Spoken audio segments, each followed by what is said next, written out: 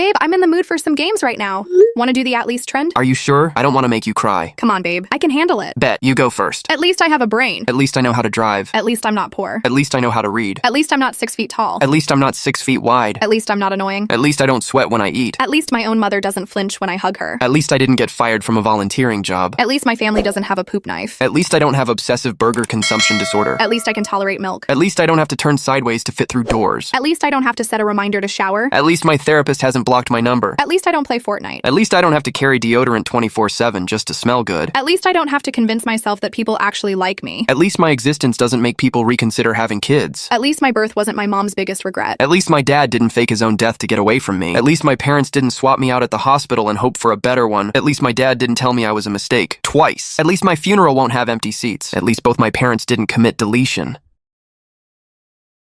Hey, babe, you there? It's your turn.